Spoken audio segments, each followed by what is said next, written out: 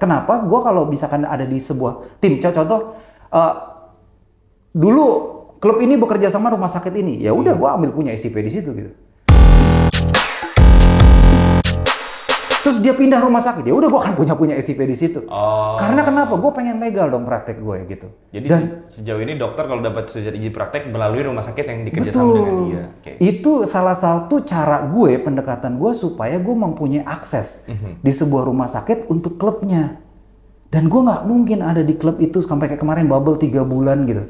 Gue tinggalin rumah sakit, yang ada gue dipecat dari rumah sakit itu. Dan itu kejadian. Gokil. Terus gimana? Ya basically seperti itu, man. Jadi kalau misalkan kita bicara dokter seperti pahami regulasinya sih. Regulasi di luar negeri sama di kita kan beda, man. Indonesia punya regulasi sendiri. Dan kalau lu lihat ya, misalkan gini, ada Aspetar tahun 2014 kalau nggak salah, managing professional athlete gitu. Dia kasih sebuah skema. Bagaimana sebuah klub olahraga dengan medisnya gitu. Lu kalau lihat skema itu ya, kalau misalkan lu akan nanti something gue showin dah. Skema itu begini, direktorat medis sama direktorat kepelatihan tuh nggak boleh nyatu. Kita dokter itu bukan di bawah pelatih, kita lebih kepada direktorat gitu. Kita punya direktorat medis sendiri. Kita harusnya punya chief medical officer yang memang membawahi kita. Karena kita punya regulasi medis yang tidak bisa disentuh oleh si kepelatihan. Jadi pelatih asing kayak mau pelatih apa kayak gitu, itu nggak bisa nyentuh kita. Kita punya sistem kerja kita sendiri, cara kita kerja sendiri gitu. Nah kalau misalkan kita diintervensi, nah itu jadi salah. Atlet yang belum sembuh tiba-tiba baca main lah, pemeriksaan PCMA setelah ada kontrak lah, ya kayak gitu tuh. Nah itu terjadi di Indonesia. Nah tadi lo ngomong tentang menarik juga sih pembahasan yang terakhir. Sebenarnya investasi seperti apa sih yang harusnya klub lakukan untuk medical department idealnya gitu, kalau menurut lo? Kita udah mulai berjalan dengan posisi yang bagus, yaitu pertama klub banyak yang bekerja sama dengan rumah sakit. Tetapi yang harus disadari sendiri. Tapi bagi gue itu investasi yang minimal banget. Oh minimal, betul. Yang sebenarnya harus terjadi adalah klub harus menyadari direktorat medis harus berdiri sendiri. Itu dulu pertama. Kalau misalkan dia nggak punya orang yang cukup layak, katakan dia nggak punya spesialis kedokteran. Dokter tim tuh nggak harus spesialis loh. Dokter umum pun yang memang punya kepelatihan khusus untuk tim sepak bola itu boleh gitu. Tapi kalau dia untuk managing yang lebih gede, dokter spesialis kedokteran olahraga itu lebih appropriate gitu, lebih pantas gitu. Kalau dia nggak punya, dia bisa bekerja sama dengan rumah sakit yang punya SPKO as a chief medical officer-nya, membawahi departemen medis. Tapi jangan disentuh-sentuh sama departemen teknik atau departemen kepelatihan gitu. Karena nggak akan nyambung gitu. Kita butuh bekerja benar-benar untuk memastikan atlet kita safe.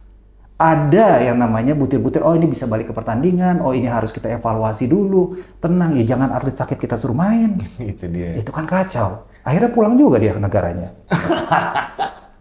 Nah dok, tadi lu bilang tentang, menarik tadi lu bilang jangan malah medical check up dulu, jangan tanda tangan kontrak dulu baru medical check up. Sekarang menjelang musim baru, nah sebenarnya apa aja sih yang terjadi dalam rangkaian PCMA? Karena sejauh ini ya orang-orang pembaca nih misalnya yang sering banyak baca berita udah kayak mungkin rangkaiannya taken dulu baru medical check up, dan itu juga kan kebanyakan kayak medical check up biasa aja gitu kan. Nah sebenarnya apa sih rangkaian yang seharusnya itu bisa dibilang medical check up yang paling proper atau PCMA? Kalau dulu gue sebagai dokter tim, gue selalu ribut sih masalah kayak gituan. Tapi ada pemikiran-pemikiran yang menjadi klausal tambahan di kontrak. Artinya dia bisa tanda tangan, tetapi kalau fail in medical ya kontrak itu batal lah. Ada yang seperti itu gitu loh. Tetapi ada juga yang pemikirannya gini, oh dia udah main di negaranya, ini kita masuk di pertengahan musim gitu ya.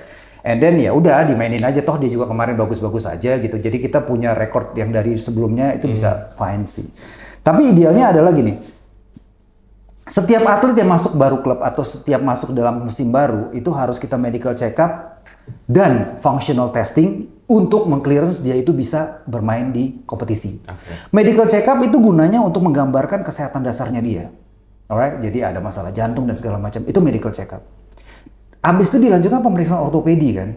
Nah, ketika pemeriksaan ortopedi itu yang seperti tadi saya bilang, pemeriksaan ortopedi itu sometimes lebih tergantung kan seperti yang meriksa.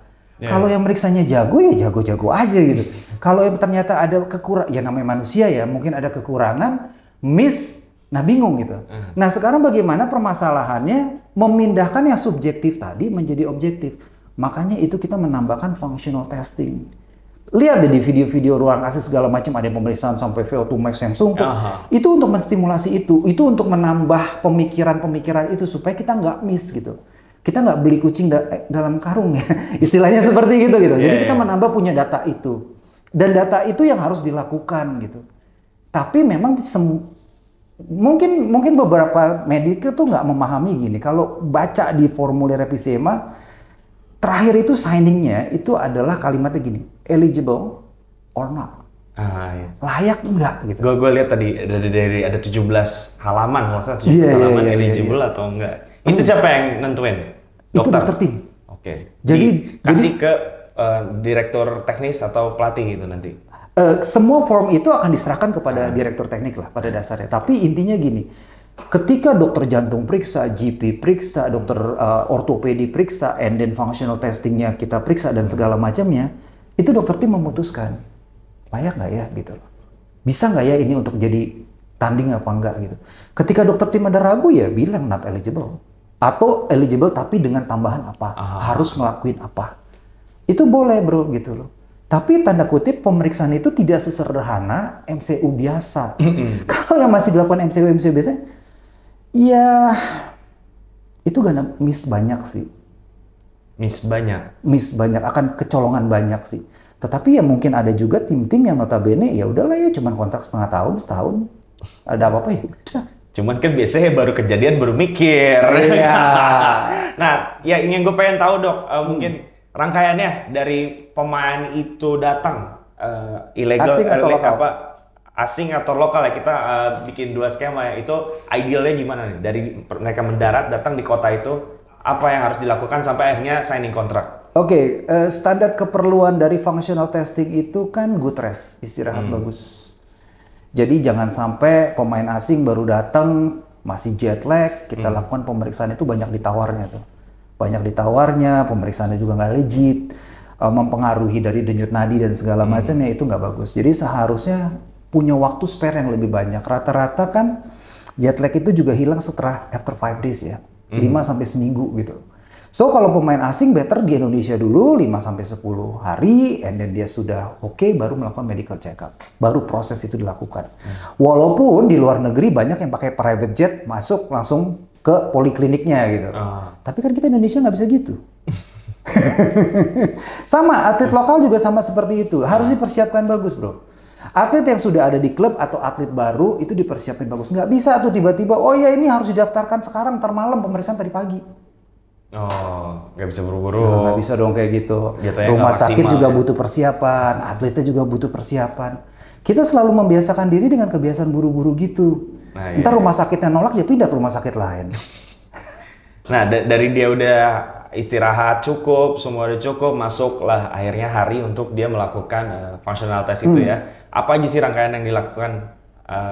Kalau boleh tahu ininya yang akan dilakukan dalam functional test itu? Atlet itu akan datang ke rumah sakit. Nanti yang pertama kali dia terima itu adalah pemeriksaan untuk general practitioner. Nah, dia itu akan ditanya tuh medical record-nya tuh. Jadi sejarah-sejarah kesehatannya seperti apa. Ada riwayat cedera apa enggak, pernah sakit apa gitu, punya diagnostik apa, terus kalau bohong ketahuan. Enggak tuh men, pada fase ini belum tahu nih. Oh, belum tahu. Belum tahu nih. Ini dia bisa kong kali kong atau dia bohong-bohongan tuh bisa aja. Riwayat keluarganya seperti apa, dan itu kita lakukan. GP akhirnya memeriksa dengan physical exam. Biasanya sih baik-baik aja ya. Nah, mulai masuk ke pemeriksaan yang lebih ke arah subjektif. Dia akan diambil darah, pemeriksaan body komposisi, dilakukan EKG 12 lead, itu screening awal tuh. Sampai tibalah hasil EKG itu ke dokter jantung. Nah, mulai terlihat tuh ada apa dan seperti apa gitu. Nah, ketika dilihat, dia clear, EKG-nya clear, udah dia lewat. Kalau ada something yang dicurigain, dia masuk ke fase berikutnya tuh. Bisa dia echo jantung, bisa juga ke treadmill stress test. Kita lihat iramanya berubah apa enggak. Setelah ini clear, ini udah mulai nggak bisa bohong dikit lah ya. Dia masuk ke pemeriksaan ortopedi. Ortopedi akan ditanya lagi riwayat cederanya seperti apa. Akan banyak tes namanya orthopedic examination lah. Nah, itu diperiksa segala macam, tapi Sometimes ada perception. Jadi kayak misalkan lu ACL lah. Ada dokter ini bilang ini putus nih. Ada satu lagi dokter nggak putus. Pilihan lu apa? Satu, lu akan MRI apa enggak? Tapi MRI itu mahal bro. Dan perlu waktu. Betul.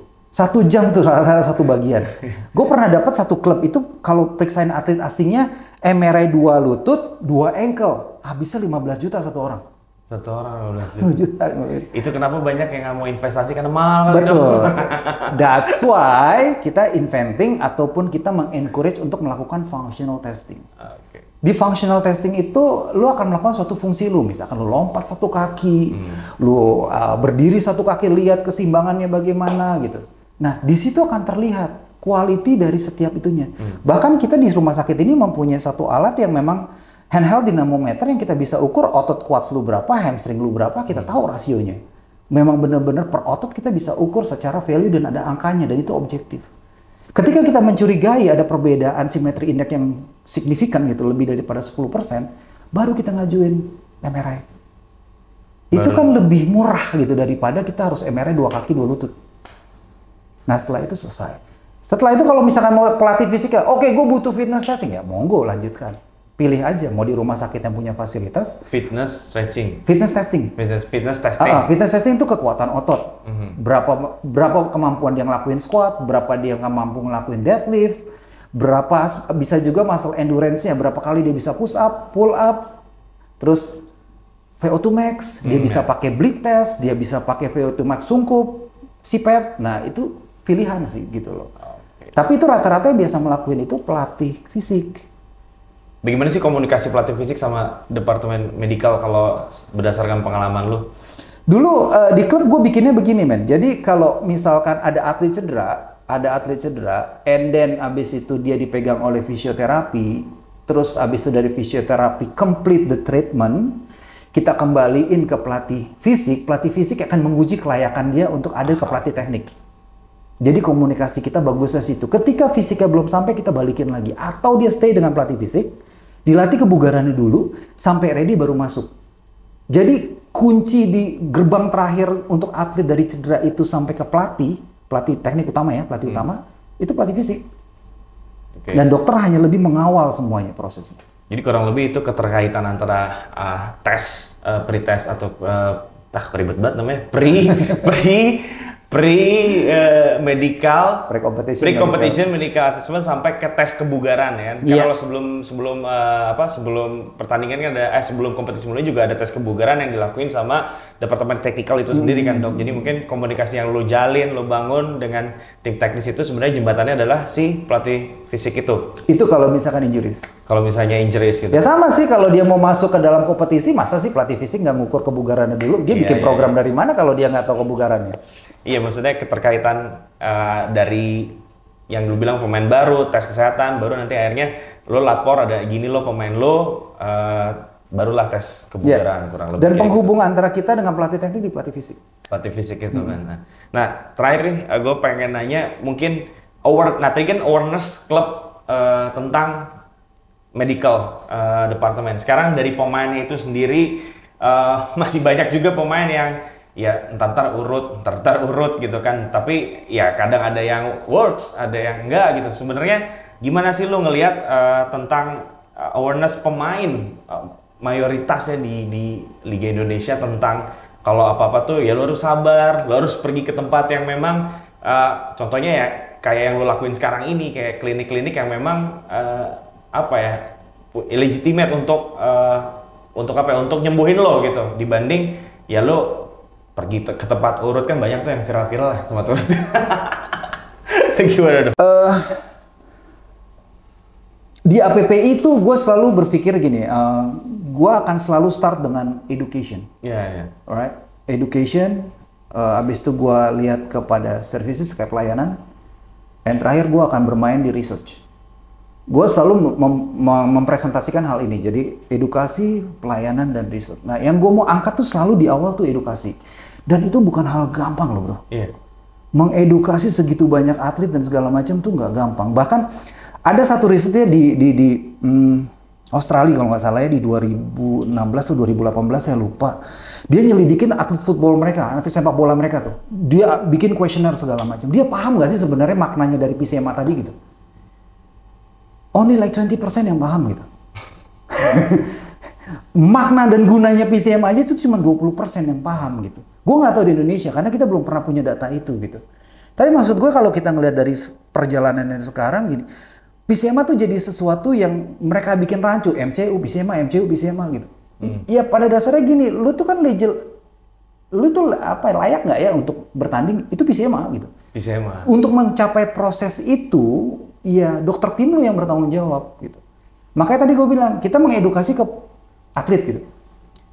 PSSI itu punya hutang mengedukasi si medik, si dokter gitu. Si dokter tim masing-masing tim. Betul. Okay. Peran klub apa? Gini.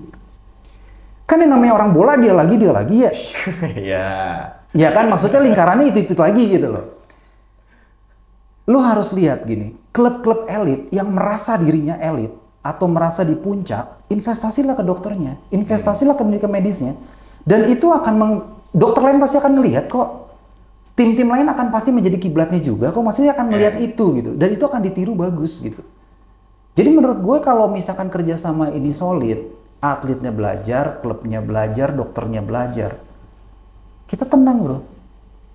Yang akhirnya terlindung siapa sih? Atletnya juga kan? Industrinya jalan, kesehatan dari segi kesehatan jalan. Tapi kalau ada satu sisi atau satu bagian yang nggak akan pernah mau belajar, nggak menolak akan edukasi, kita nggak akan going to anywhere. Mau pemain asing 6 kayak, mau internasional kayak. Tapi kalau kita nggak melihat itu sebuah chance untuk kita grow, enggak. So it's better ya udah kita tunggu aja. Sekarang lu lihat current situationnya di sepak bola Indonesia keseluruhan, apakah lebih ke arah yang maju, jalan di tempat, atau bahkan lebih ekstrim lagi malah mundur? Dan kalau boleh lihat ada sekitar, kalau lu boleh nentuin angka ya, berapa persen sih klub yang menurut lu udah punya awareness tentang medical department yang layak gitu?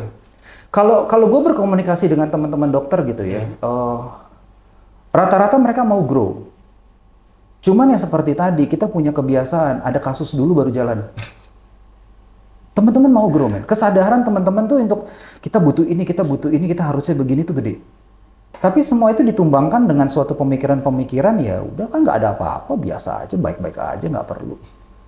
Ya udah tunggu ada kematian seorang atlet lagi baru kita bergerak. Berpikir. Dan sorry to say ya, kayak kejadian-kejadian kayak Erikson dan segala macam itu memang menggerakkan pelaksana untuk memberikan standar gitu. Terakhir kita ke kantor LIB itu menyatakan kalau standar medis tuh begini-begini.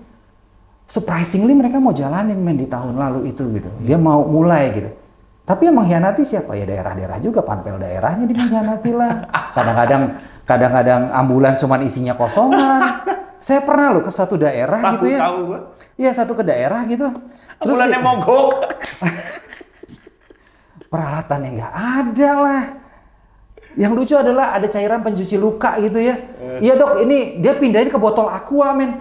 Yang tadinya cairan steril dia pindahin ke botol aqua biar gampang dibawa katanya. Kok gue pusing ya, gue bilang kayak gitu. Ya kayak gitu, pemahaman kayak gitu loh. Itu adalah hutang dari federasi yang memang harus ngasih edukasi kepada petugas-petugas kesehatan. Betul. Yang terlibat. Support lah petugas-petugas kesehatan.